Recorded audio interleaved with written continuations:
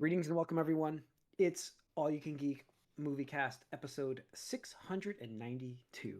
I'm one of your hosts, Jim Gast, joined by Mike Sneedy, What's up? Corey Feinsod. I'm back. He's back, and Tony Courtney Cox. Hey, The pillar, the always here. Didn't have to come back because he's always here. Sorry. I'm giving Tony some cred. Oh, I didn't know what you were I talking about.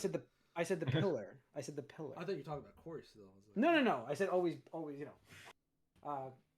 yeah, welcome back, Corey. Guys, welcome to 692. Excuse me while I just pour a little beverage. But yeah, welcome, guys. We're on Twitch Tuesday night starting at 8 o'clock. If you're watching this on Twitch, we appreciate it. But subscribe so you know when we go live.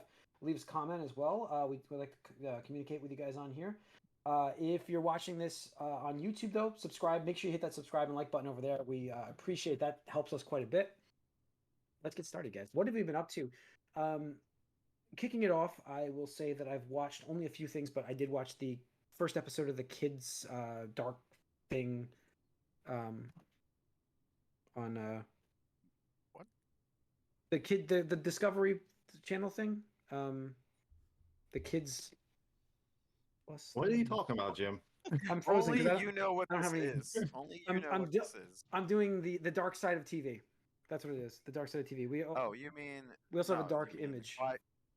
Quiet on the Set. That's what it's the Nickelodeon one. Yeah. Rick Bell. Yeah, Quiet on the Set. That's the one. Thank you. Sorry, I'm also diagnosing a little bit of a podcast issue. We don't have any video at the moment, Tony. So Yeah, I don't see what happened here? see it either. There we go. But yeah, we're on. We'll keep it rolling. Guys. Welcome to Twitch. We're live now. Sorry on YouTube if you had any video there for a little bit, but yeah. So the dark side. What is it called again? It's called Quiet on the Set. Okay. Not close. I call it the dark side of TV. Yeah, so the Nickelodeon thing where with the kids, and it's just the first episode was like just horrible. It makes you like reevaluate all those shows I watched and enjoyed. Like I didn't watch those shows necessarily. I missed that generation essentially. Luckily, I mean, Salute Your Shorts. I think I watched a little bit of. That was about it. But you know, I was a big Double Dare fan, stuff like that, the older stuff. But yeah, that's pretty bad. Other than that, X-Men, right? I mean, I watched the X-Men third episode. We talked about it last week, guys. Who watched it on here? Tony? Yeah, I watched it. Mike? I Corey? don't have Disney Plus right now. Oh, Corey doesn't have Disney Plus. Yeah, I mean, I absolutely loved the episode. You know, it looks. I'm really enjoying this. This is like, can't believe how good this has been. We talked about it last week. Mike, what did you think? Well, I don't know. I can only get into like a spoiler talk about certain things.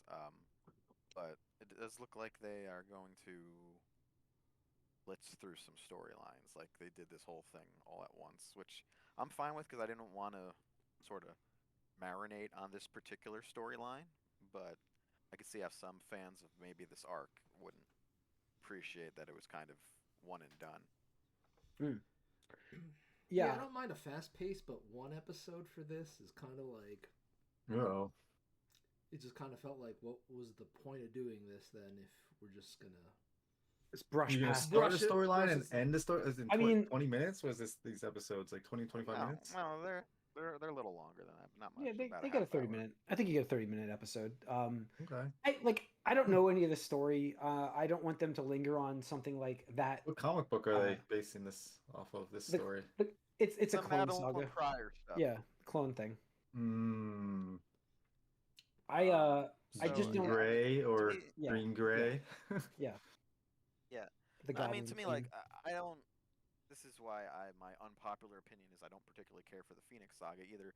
When they do these big like storylines that have really nothing to do with the whole like mutants versus like Sentinels versus like the prejudice they deal with, like when they just get into like space bullshit or clone bullshit, I'm like, eh. Yeah, I mean time that's why I don't travel. mind them not. I don't mind them going into like they didn't go into more detail, and I'm okay with it. Like I'm okay with this. Like yeah, well we might get. I figure I'm we're gonna get okay more with it story. too. I figure we're I'm gonna okay get with more it too, story. but of it, I do feel like fans of this arc probably aren't okay with it being sort of so self-contained. Now it might not be as self-contained as it looks. I don't in think this it is going to episode, be. But I took it like things Yeah, I were took it quick. like There there's wasn't more. the whole like there wasn't a whole lot of mystery about in the end about like who or why per se, which might have been part of what people liked about this. And Yeah. also there's a few other things where if we went into the weeds, really sort of contradicts some stuff we've seen from the old series. Um, then again, Yeah. it would also create like time, like what paradoxes as well, because certain character discovered a way to have a solution to a problem that, well, he wouldn't have even been the one discovering the problem if the problem didn't happen. So, Mhm. if you know what I mean. I saw the episode. I have no idea what you're talking about. I'm trying to keep it. Well, I'm keeping it vague to avoid like explicit spoilers, but Say Scott gets around. time travel. Yeah, Just say sure. Scott gets and, around. well, not whatever. It doesn't matter. He does. Um, I'm not wrong. Scott's a player. oh, Scott. This is everyone was so high on like how awesome Cyclops was portrayed in the first one. He doesn't come across too well in this episode. No, he felt more like the old school Cyclops. Now, there's no combat really for him. Well, a little bit in this, but I laughed out loud. He shows up one place and just gets blasted off the screen almost immediately. So I don't know, Tony. Tony, you're looking like perplexed. What's up? I mean, I guess I don't follow his opinion. Like a character has to be badass like 100% of the time. No, I'm not saying that, but I just feel like people are just like so like, oh my god, this is a new Cyclops after the first episode. It's like, no, he can do cool things now. There's more, animated like move sets here, but like he's still Cyclops of the X-Men. Yeah, but I mean, he's still is a Cyclops, but badass. It's just he's Fox liked to portray him as like a weenie, and that led to an entire generation just thinking Scott was a weenie. Yeah, I mean, you got to remember that old Fox cartoon. They weren't even allowed to punch people. Right. So like you're really held with what you can do, especially with optic blast that burns holes through people. Yeah. So Concussive, not heat though. Right. Yeah. So I don't know. I like the episode. I understand you guys want maybe one more story. I like the containment of it. Like I feel like I mean, the thing is, like, I would have been fine if it was like a two-parter or something like that. But like Sure, one is that. just. I mean, the thing is, I'm not even a big fan of the storyline because I just anytime they introduce clones and all that stuff, confusing. I'm just like. That's why I was okay with what we got. Like it's not as it's not nowhere near as bad as the Clone Saga from Spider-Man, but it's still like you talk about like okay, the like, opposite of this. Like just think about what's worse. The opposite end of the spectrum, we get the Savage Land version of this. Do we want that? Like that was forever that show. Like the Savage Land took forever on this show. No, remember? Absolutely. That's like, fine. Like I'd rather have it shorter than longer, but like maybe 2 episodes. Like it just felt like, it just felt like they introduced this thing that should be a big deal for like most of the X family, really, and then it's just like, yeah, you know what? Who knows what's gonna happen, right? And it's just like, well, back to the status quo. It's like, all right, cool. Yeah, I do wonder if this means we might get a little bit of a greatest hits for certain comic book arcs. Oh yeah, I'm absolutely sure. The way they might just hit on a few things real quick and then move on. Yeah, I mean, I don't know. I don't know if that's exactly what I want from this, but we'll see. I mean, the thing is, they already hit on a decent amount of storylines in the original run. So I'm actually wondering if we're gonna get into the stuff that like was around the '97 era and a little past it, like Age of Apocalypse, maybe. Like that would be kind of sick if they explore that, right? Because Magneto does lead the X-Men in Age of Apocalypse Marvel Champions set just came out. Exactly. Ooh. So it's like gotta again. Yeah, I cannot stress this enough. That is the greatest Magneto of all time. Yeah, I mean they're moving towards that. It seems like here, from what I've heard. I haven't seen any of the show yet, really, so I can't speak to it too much. But I will say, maybe I would love to see an Age of Apocalypse. Like, no, I would too. Like that is really cool. I think Evolution even teased at it a little bit, but like it was right before they got canceled or whatever. And it's like like that's when that show was actually like really good. That last season, I was like, oh yeah, this show that hit stride. It did. So I'm actually wondering if maybe the success of this will lead them to like, oh, maybe a couple years down the line we could do Evolution. Yeah. But I digress. What I want to say about this episode was I really love like the cool bits of nostalgia here that like unless you know like you're like they don't it's not like a Leia like, oh, this is her blaster holder origin. Like, yeah, that thing was so cool and so important to her in the original trilogy, and now we know where she got it from. It was like, hey, if you know, you know, and if you don't know, it's not a big deal. So like, when Morph switched into Magic, or Ileana Rasputin, Colossus' sister, I thought that was a cool nod because she's been a prominent member of the X-Men in the 21st century. So like post the cartoon series. So I thought that was really cool to see, even if it was just, you know, Morph turning into her. But also there's a scene where they pick up a wedding picture of Scott and Jean, and it's actually the cover to the issue where they got married. And I was like, oh, that's cool. A cool detail, right? Like the wedding picture is the cover of the comic book. I'm like, that's creative. Nice. That's super creative. And then the other thing I have to say is like, this show is so horny. Like, I was surprised with thirst traps going on there. I was surprised with what they were able to get away with for two bits in particular, right? One was the obvious, like, oh, this is the villainess of the episode, and she's going to be scantily clad, and it's like, oh, okay, right? And even some of the dialogue, it's like, as an adult, I understand what the subliminal messaging here is. But also there's that part where Gambit walks into an illusion. You're like, yeah, like you should freak out, Monami. Yeah. You should freak out. Yep. So, yeah. It was great. It'll be interesting to see where it goes. But like I said, I have a feeling we will see Age of Apocalypse either this season or next. That sounds cool. Sounds good to me. Yeah. Corey, anything for you? I was traveling last week, and so not too much to watch. That's fine. Yeah, you're on trip. That's why you're on the podcast. Yeah. That's why you're on the podcast. Okay, anything back to you guys? Anything to add? Tony, Mike? I saw at Corey's recommendation, what was it, the Ninja Kamui? Oh yeah. Ninja Kamui. Yeah. And yeah, that's cool. It's pretty much ninja version of John Wick, and seeing badass ninja battles and stuff like that. I hope I just caught up, because like the last episode I watched, it kind of was like a cliffhanger almost or whatever, and I was like, is this the last episode? And like it ended on odd numbers. So I was like, maybe it's just I got concurrent with it and I just gotta wait. I don't know. I was just like, it doesn't. No, it's not all out. So. Okay, all right. Because I was like, it's ongoing. I was like waiting. I was like, next episode, and it just like showed me something else. I was like, there's no way that's how the season ends. That's crazy. That's ridiculous if that's how the season's gonna end. But no, I saw that. I meant to see Dune 2 with my brother. Didn't get a chance to do that. So I think this week is one. It's unfortunate because it's no longer in IMAX now, and I was like, is Kong in IMAX? Is that what's there? Yeah, have an exclusive run. Godzilla. I almost went to see that, but then I was like, I've seen it already. Yeah. Speaking, I mean, we could go unless Mike has something else. Mike, do you have anything else to add? No, it's all right. All right. Yeah, Kong opened really well. 80 million opening weekend. Best opening of the week or the year, I think, right? Yeah.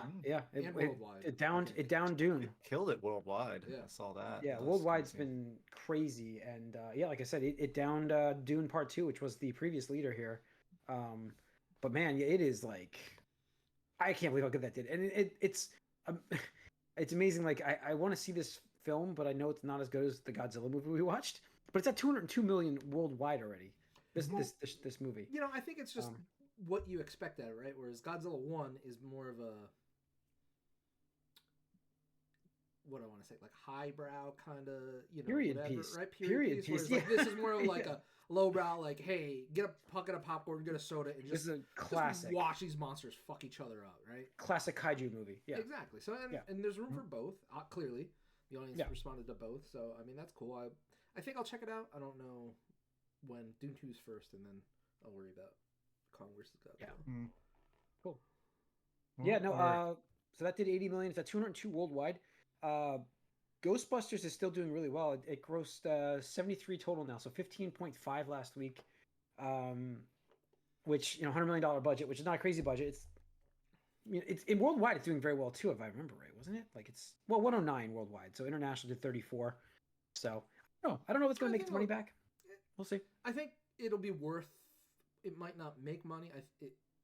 Even if it just breaks even, I think it still is worthwhile to keep the brand kind of relevant. And they always release toys, like the Ghostbusters fans. It was are very cheap, passionate. right? It was really cheap to make. I mean, comparatively to these other movies. Oh yeah, absolutely. I mean, $100 million budget. You're not. Yeah, Dune's at 628 worldwide.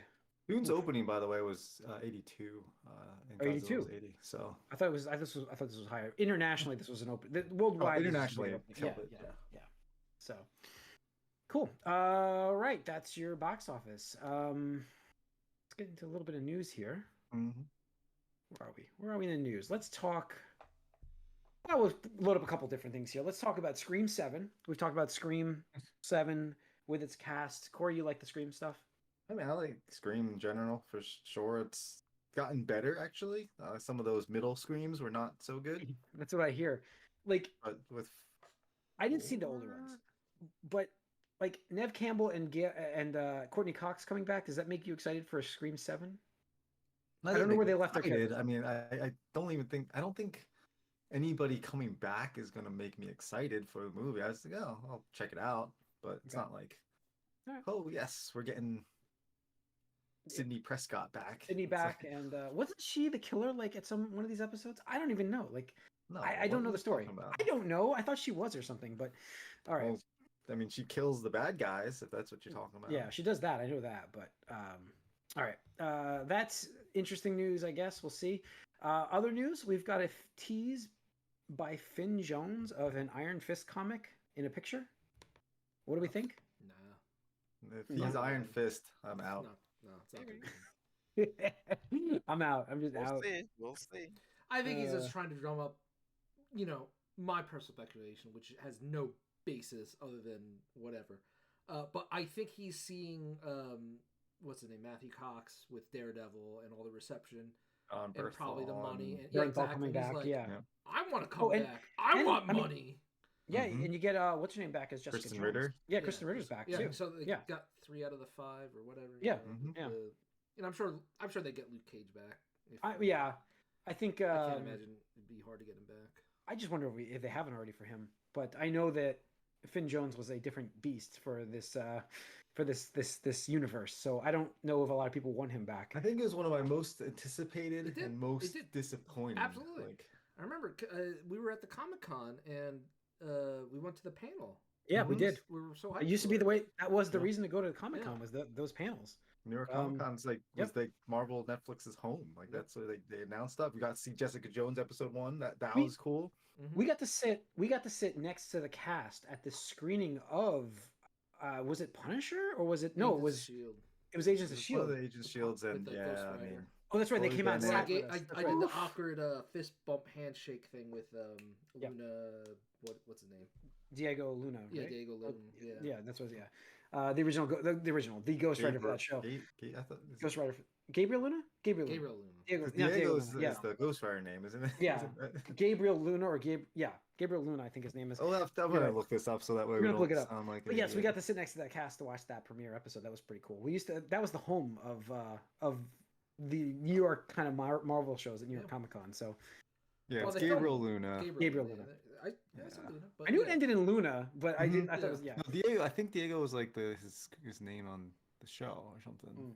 His Ghost Rider, whatever. Yeah. Let's see. In any event, Robbie Reyes is Ghost Rider.